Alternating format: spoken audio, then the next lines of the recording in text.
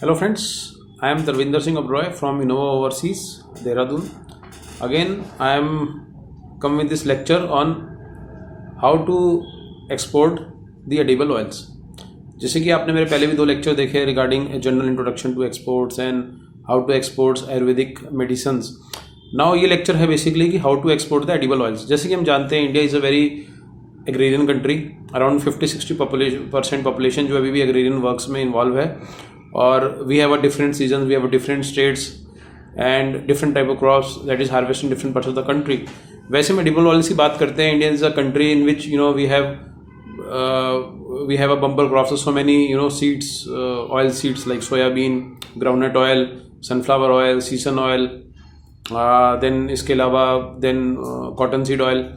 So आपको जैसे पता होगा कि इंडिया ने 54% बढ़त ली है 2018 से 2019 में एडिबल ऑयल के एक्सपोर्ट्स में. जहां हम 2018 में 52,490 टन एक्सपोर्ट कर रहे थे, 2019 में हमने 80,765 टन एक्सपोर्ट किया. बेसिकली क्योंकि edible oils are freely exportable, लेकिन मस्टर्ड ऑयल में कुछ रिस्ट्रिक्शंस हैं कि around 1 litre, half litre, 2 litre और 5 लीटर के पैक में ही हो सकता है. मेजर हम अपने ग्राउंडनट ऑयल को एक्सपोर्ट्स कर रहे हैं चाइना में. अराउंड हमने 33,505 टन चाइना में से एक्सपोर्ट किया at the crude and edible oil दोनों को मिला के. ग्राउंडनट के अलावा हम rice bran oil, season oil, sunflower and mustard oil भी हम देन एक्सपोर्ट कर रहे हैं. हमारा बेसिकली जो सोयाबीन ऑयल है सबसे ज़्यादा भूटान में जाता है, देन वो जा रहा है आपका कनाडा में, और थर्डली वो जा रहा है यूएसए में. राइट. राइस ब्रान ऑयल 2015 तक उसकी एक्सपोर्ट्स थी, सेल थी काफ़ी कम थी, लेकिन जब से गवर्नमेंट ऑफ इंडिया ने उसको फ्रीली एक्सपोर्टेबल बनाया है तब से हमारा राइस ब्रान ऑयल भी काफ़ी हाई अमाउंट में एक्सपोर्ट हो रहा है. राइस ब्रान ऑयल के मेजर जो बायर्स हैं वो है US, Japan, Malaysia and Thailand.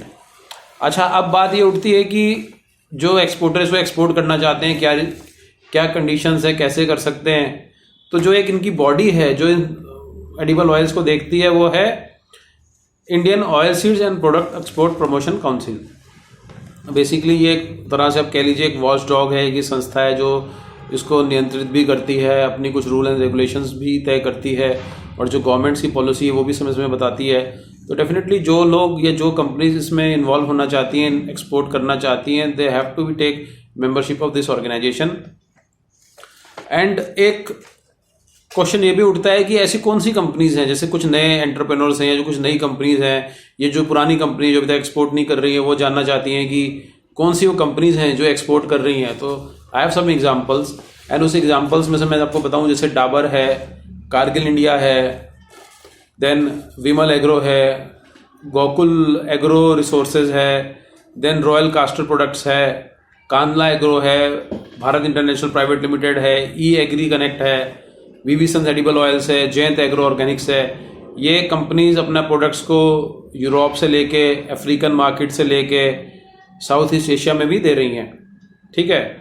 Dabur Europe में अच्छा, यूएसए में एक्सपोर्ट कर रहा है. कारगिल इंडिया प्राइवेट लिमिटेड का बांग्लादेश में काफ़ी अच्छा मस्टर्ड ऑयल जाता है. विमल एग्रो है अफ्रीकन कंट्री में, गोकुल एग्रो अफ्रीका में है, रॉयल कास्टर्स ऑस्ट्रेलिया में काफ़ी अच्छा अपना जो है कास्टर ऑयल को एक्सपोर्ट कर रहे हैं. Kandla agro again in the caster oil exports. Bharat international private limited एक दिल्ली की कंपनी है, ये भी अपना गल्फ से लेके अफ्रीकन कंट्री तक अपना प्रोडक्ट दे रही है.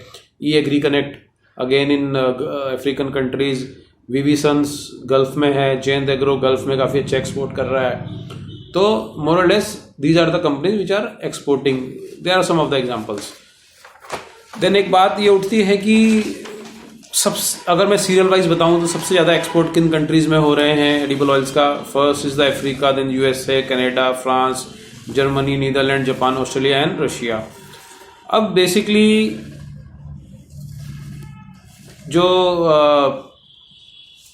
कहने का मतलब ये है, चाइना हमारा ग्राउंडनट ऑयल काफ़ी ज़्यादा इस्तेमाल कर रहा है. ठीक है. because why they so, because maybe because of their cooking habits, because of the their recipes, more or less they like the groundnut oil and the health benefits they have and the type of flavor they have, right?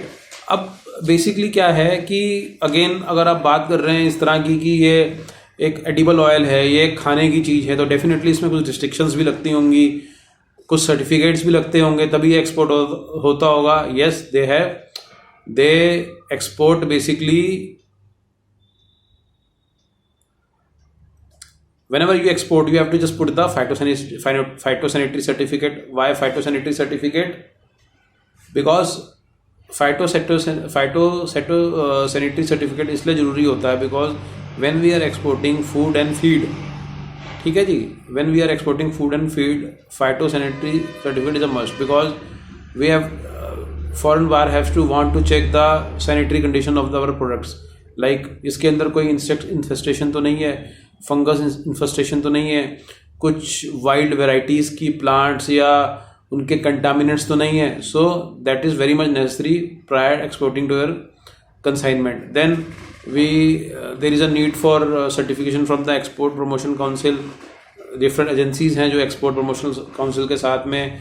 Again prior to exporting we have to inform this agencies and they have to check our samples for the contaminants, for the heavy metals, for the aflatoxins in it, for the adulteration. So these agencies certificates are must. Then इसके अलावा Innova overseas एक young entrepreneurs या companies की कैसे help कर सकती है. We can guide them from the very basic to the very advance. किस कंट्रीज़ में कौन से बायर आपके लिए ठीक रहेंगे. इनोवा बायोटेक्नोलॉजीज आपको बायर्स के लिस्ट भी प्रोवाइड करवाती है जिस कंट्रीज़ में आपके प्रोडक्ट मोस्ट एक्सपोर्टेबल हैं. इनोवा ओवरसीज ये भी बताती है, क्रेडिट रेटिंग भी बताती है कि किस तरह के बायर्स हैं. Are they worthy or not, I they are payment worthy or not. उनकी क्रेडिट रेटिंग क्या है, how much they are honest. And definitely we help them in getting the buyers. We help them getting the exporter knowledgeable. ठीक है, जिन companies ने भी export नहीं किया, we have to just start from the very basic. We have to start from the scratch and make them the advanced exporting company. So we are providing very much services. ठीक है, suppose मैं कहता हूँ कि more or less India have 300 to 400 manufacturers of the edible oil, लेकिन only 30-40 ही more or less manufacturing company exports कर रही हैं. Why not more? वो क्यों नहीं कर पाती हैं? वो इसलिए नहीं कर पाती because they are lacking the knowledge. They are lacking the knowledge कि कहीं अगर हम एक्सपोर्ट करें हमारा कंसाइनमेंट रिजेक्ट ना हो जाए. बिकॉज रिजेक्शन की बात से याद आया कि अफ्रीका में एक यूरोप में एक सिस्टम चलता है जिसको हम बोलते हैं rapid alert system for foods and feeds. काफ़ी इंडिया के कंसाइनमेंट्स रिजेक्ट हुए हैं यूरोप में because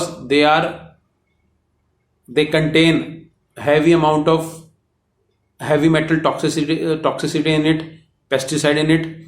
so a good exporter is only a kind of person जिसको सारी नॉलेज हो कि मैं कोई अगर अपना कंसाइनमेंट किसी कंट्री में दे रहा हूँ, क्या मैं उस कंट्री की कंडीशन को फुलफिल कर रहा हूँ. अगर वो लोग बोलते हैं कि पेस्टिसाइड या हैवी मेटल मुझे इतने ppm क्वांटिटी में ही होना चाहिए, किसी प्रोडक्ट के अंदर इससे ऊपर नहीं होना चाहिए, तो they must have to be. ये बीइंग एक्सपोर्टर आपकी ड्यूटी है कि आप अपने कंसाइनमेंट को चेक कराएं और ये देखें कि क्या आप उस कंट्री में एक्सपोर्ट कर सकते हैं. तो कई सारी निटी ग्रिटीज होती हैं जो कई बार हमारे एक्सपोर्टर्स को नहीं पता होता. Innova overseas help in that respect also, in that area also. So if you want to come in to export then please take the services from Innova overseas. So आप मुझे बताएं ये लेक्चर आपको कैसे लगा and what you gain from this lecture and how can we help you further to exporting your consignment, to exporting your products. Thank you very much.